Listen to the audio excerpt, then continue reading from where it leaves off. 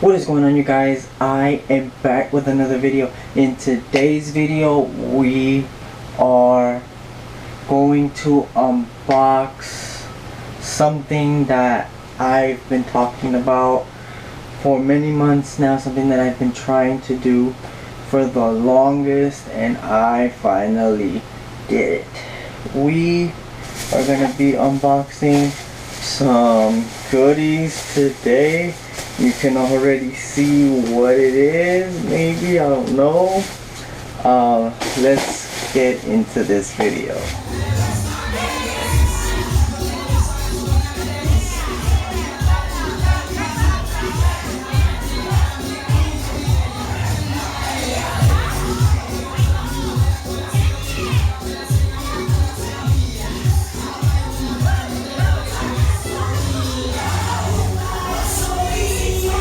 So first, we are going to start off with this. So this right here is going to be the brains of the operation. This is what I'm going to use to make beats, to edit, to mix, to master, do everything. It basically comes with a lot of skins for a lot of different things. So basically, FLstudio is a full-featured, open architecture music production environment for composing, sequencing, mixing professional quality music. And I want to make professional quality music, so I went and got this. They told me that it was more for beginners, people that just wanted to make beats, not really record any vocals or anything like that. So I went with this, which I kind of already wanted to go with it. So I'm glad I got this. Let's open it up and see what's inside. Kind of already opened it.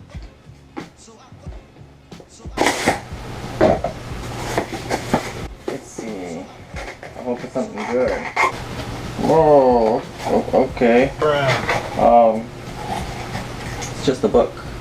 Now I'm not going to show you the front because there is a code for the software that I need, and I don't want anybody stealing it. So this is it right here.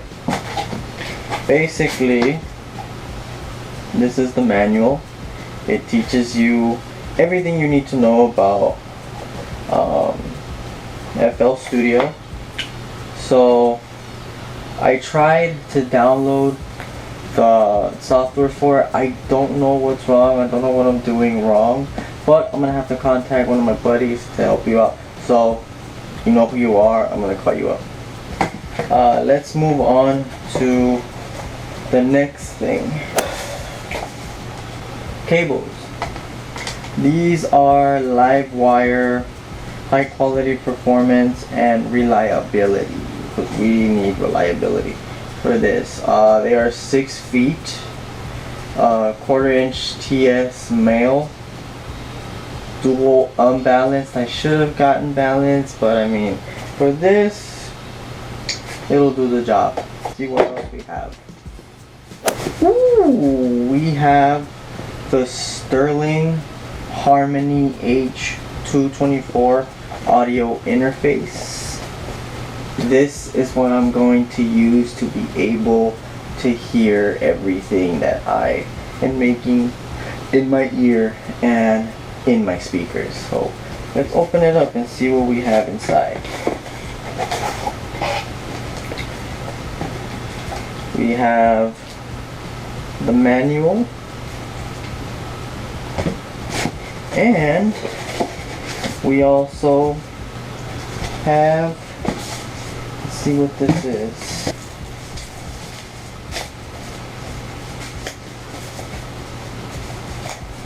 We have a USB cord. Let's see what this comes with, so that way I can read it to you. It says designed for desktop recording. LED metering for accurate signal monitoring on each input and output. Micro console design inspired by classic studio consoles in a rugged portable metal enclosure. Dedicated pad for easily attenuating input levels while recording high output instruments or signals. High pass filter cuts frequencies at 100 Hz and below. This can provide better focus and clarity in vocals, speech, and acoustic instrument recording. That's a good thing. Electronically optimized instruments inputs. Instantly engage the instrument circuitry when plugging in. Circuit path impedance is optimal for guitars and unbalanced electronic instruments. Let's see. Flexible connectivity. High output headphone amplifier section provides plenty of volume during demanding live tracking environments. Mic line combo connectors complement the NXS Class A discrete preamps for widest use of available cables. I have to look into that because I don't know what that means. Switchable flexible monitoring via 4 dedicated outputs for headphone monitoring mixes, a second set of monitors, and reamping a guitar. So the reason that I got this one is because it's so versatile. You can connect, like it said, microphones, guitars, and you can also connect a second set of monitors. And what I mean by monitors, for all the people that don't know what that means, monitors are just a second set of speakers. That's it. For more, I guess you could say for more clarity, if you're panning, it can simplify the process, make it sound a little better, just so that way you know what you're listening to, you know. So, let's see, is that all? Yeah, that's all. Let's open it up and see the design. So I haven't even opened it up to see what's inside. Ooh, it's nice and shiny. Look at that. So, right off the bat, when I look at it, I love it. It's nice. The buttons are durable. They're not flimsy. The knobs are smooth. This one, the main, which is this big one right here, can probably be a little more stiff, simply because when you turn it, you jack it up all the way and you don't even know it. But other than that, I like it. Now, let's look at this right here. Here, it's got 2 1/4 inch, which I'm assuming that's where it says that you can hook up instruments to, which is a good thing, because what if one day I come across a guitarist or a vocalist, whatever, I could hook them up here, or I can hook them up back here. But that just means that if I can hook them up front, I can hook them up back here, I can have 4 mics or 4 guitars, whatever the case may be. Yeah, so here, I guess these are the buttons to switch between mic lines, which I like, because I like to differentiate what I'm working with. So I can just, from the flip of the switch, and I also have the option of going 48 Yep, 48 volts, which I think it's a little bit more powerful. I don't know, I have to look into that. But here is where the salesperson at Guitar Center was telling me that I can hook up more monitors and even a bass speaker. So here I have the option of doing 1, 2, 3, 4. So I can do an extra set of monitors and bass, or just do monitors all around. Imagine if I did 4 monitors all around, that'd be loud. But yeah, here where it says MIDI, here it gives you the option of hooking up external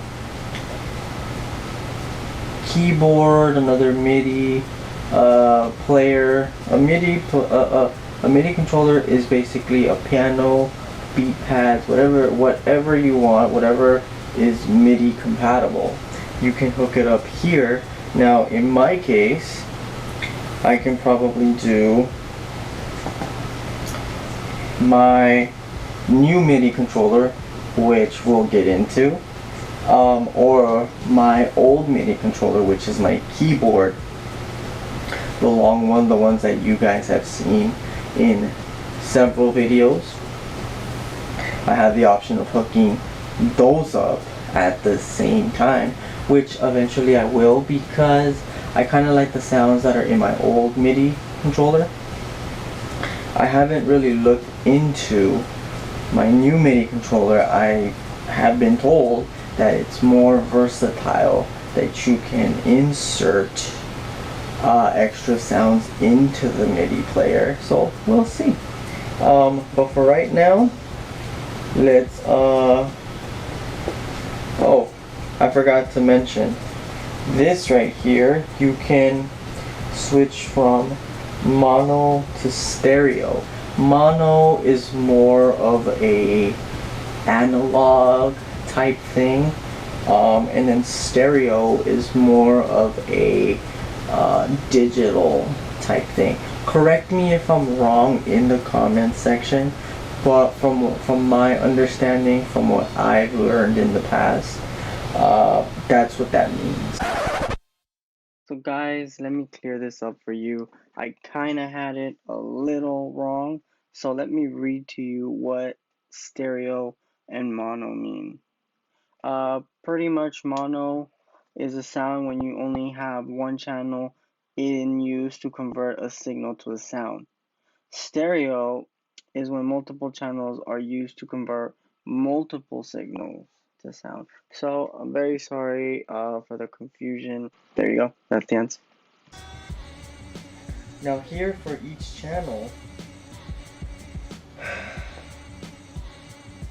I have the option of going from 0 dB all the way to 44 dB. Now, I believe once you hit 44 dB, you're already clipping.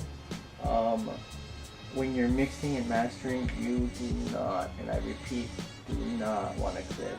In audio engineering, if you're clipping, that means you're distorting a lot of the sound, and that's not a good thing at all. And on the right side, which I believe is where you divide the left side from the right side, right speaker, left speaker, you also have the same thing. So that's good, because you don't want to be giving too much signal to one side or the other, or you want to balance out. You know, that's a good thing. That's always a good thing.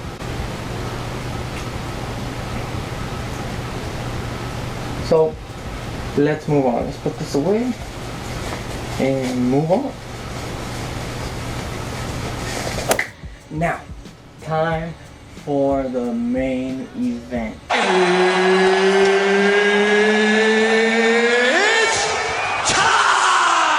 time to introduce the one thing that is needed to put this all together. Haha. This is the Akai MPK 225 compact keyboard controller. Now this is the one thing that I'm gonna use to make most of my beats, most of my music. Let's see what this features. It features 25 semi-weighted full-size keys with aftertouch, 8 RGB illuminated MPC style pads, each with 4 banks for 32 pads. Now RGB means red, green, and blue. For the people that didn't know, I know there's a lot of people that do know what that means, but there's a lot of people that don't. So for the people that don't, that's what it means. Control 36 software parameters with 12 assignable Q-Link controllers. I have to read the manual to know what that means, so in a later video we'll get into that. Revamped control layout with black lip LCD screen. So basically this comes with a screen where you can scroll through your different settings, your different presets, so that way you can use different sounds. iOS compatibility using the iPad camera connection kit. That is sold separately. I have to look into that to see if I can even use that with this. That'd be pretty cool. USB MIDI with 5-pin MIDI input and output, which is what we saw on the interface. So this would basically connect to the interface to connect with the program on the computer. Compressive transport and parameter controls for hands-on DAW integration. I have to look into that to see what that means. I'm new to all of this, guys. Even though I'm going to school for audio engineering and I'm learning producing, I'm still new to all of this. So just like DJing, it's gonna take me a while to get pretty good at this. But I'm hopeful. Pitch band modulation and octave controls for dynamic performance. So that basically what that is. I don't know if you can tell. Where's it at? You see these right here? These are basically the pitch bends. So let's say I'm playing a chord or a note. I can pretty much use this to bend the sound and make it sound different than it already is.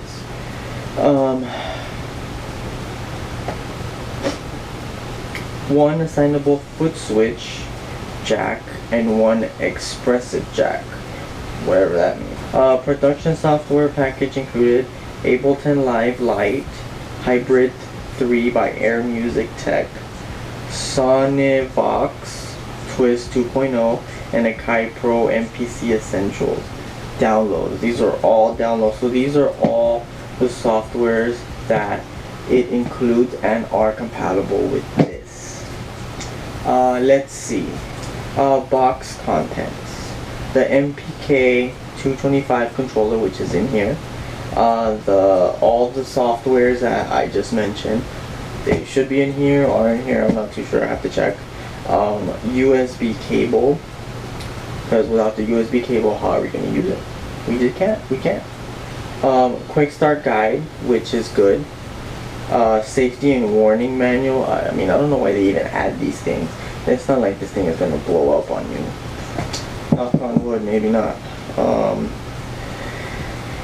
So the minimum system requirements for Macintosh: 1.25 gigahertz G4 G5 or faster. Intel Mac recommended. 1 gigabyte RAM, 2 gigs are recommended. Mac OS 10.4 or 10.5 or later is recommended. For Windows, 1.5 gigahertz Pentium, whatever that means, 4 or Celeron compatible CPU or faster. Again, whatever that means. We're running Mac, so if we have the 10.4 version, then we're good, which I believe I do. So let's open this baby up and see what's inside, because I haven't even opened it yet. Oh, hopefully I don't drop it, because it's so big. So right off the bat, we have the manual, which once I set all this stuff up, I'm gonna have to read it and see how all of this works. So we're gonna put that off to the side. We have our USB-C cable, I think this was what it's called. Okay, it's nice. Seems very durable, because I know I've been looking at a lot of YouTube videos.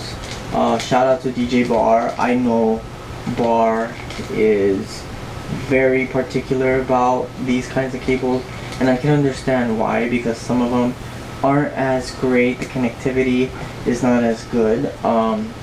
But the ones that come with these types of things, they're good. I've come to notice that they're made well. So USB-C. Let's take it out and see what's inside. Alright, oh, I hate that. I hate this type of phone sound. Put that in here like so. Put it off to the side. Rip off this like so. Oh, it's like Christmas. A lot of tape on it. Take it off gently. Oh, and there it is. Okay. The first thing that I notice when I look at this is the keys. The keys. Let's take this out for a second. Ooh, I like that. So let's see. This is middle C. Ooh, I like that feeling. The keys are not flimsy. They're not like the other keyboard that I have, where they're like plastic. These, I like these. These are nice and hard. The response time is good. I like it. Now let's see. Ooh, the pitch bend knob is very smooth, I can say, which is good. It gives you a better control. This, on the other hand, I don't know what this does. Maybe it does the same thing it pitch bends, but I don't know how I feel about the rubber band effect on it, but it's all good. Now, some of the buttons on here are kinda, I don't know.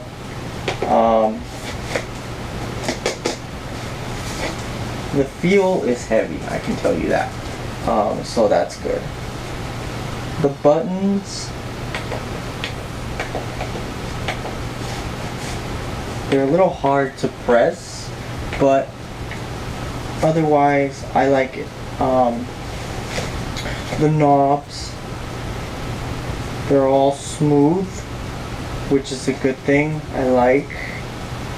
Gives you, again, better control. This, on the other hand,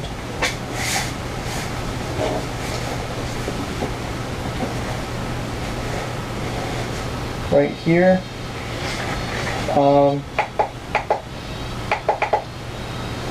It feels good. I like it. This is basically to scroll up and down from your presets, from your settings, whatever it is you're looking for on this LCD screen. This will help you, and also this. You can scroll, move around, whatever. What else? Let's see what else we have here. Here you have the option of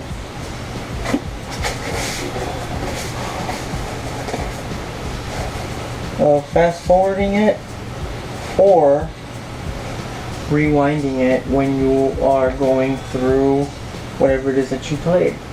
You can stop, you can play, and you can also record.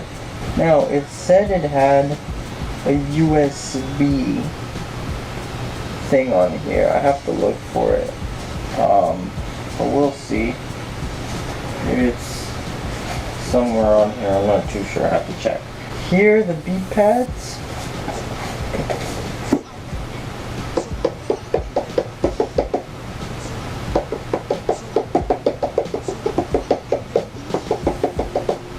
Right off the bat, I can tell you that they're good. I don't know how they're gonna feel once I power all this up, but overall, I mean, I like it. I feel like I made a good purchase. I heard that Akai has a very good line of recording equipment, which I trust. So we'll see. Let's take a look at the back. The back, as you can see, can you see? Can y'all see?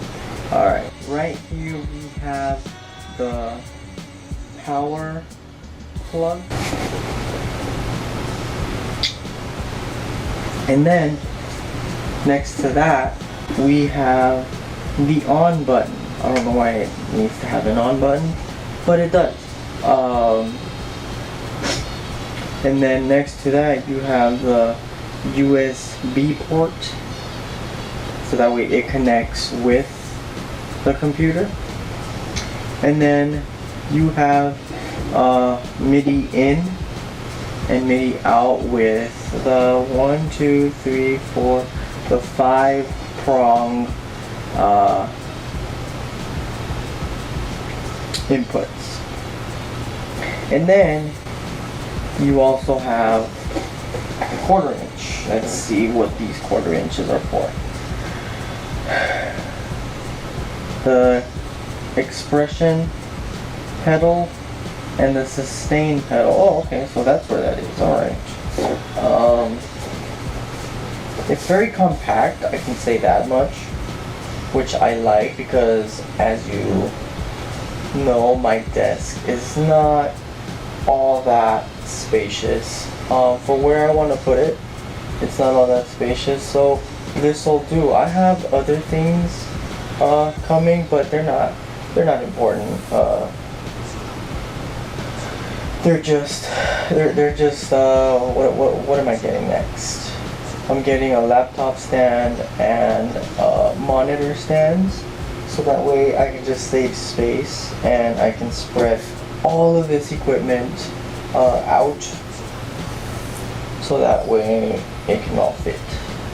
But that's it. That's all my equipment. Hopefully I explained everything correctly.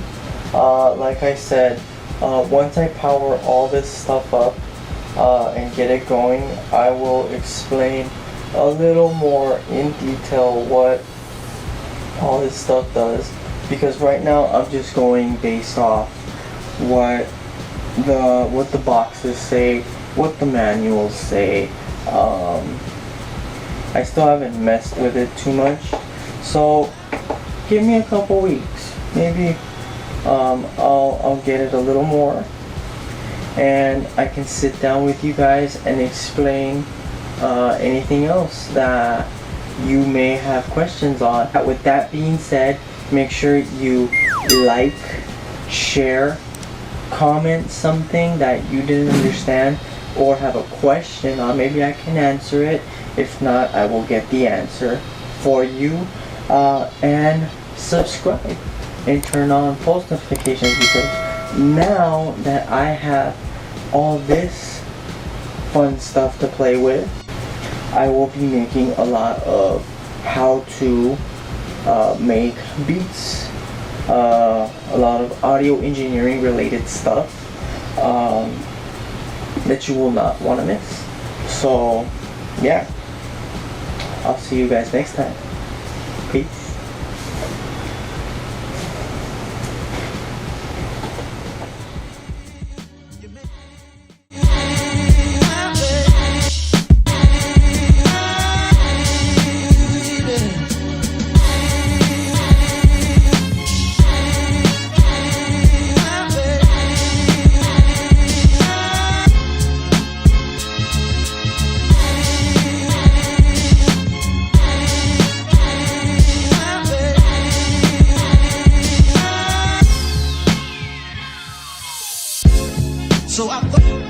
So I thought I needed.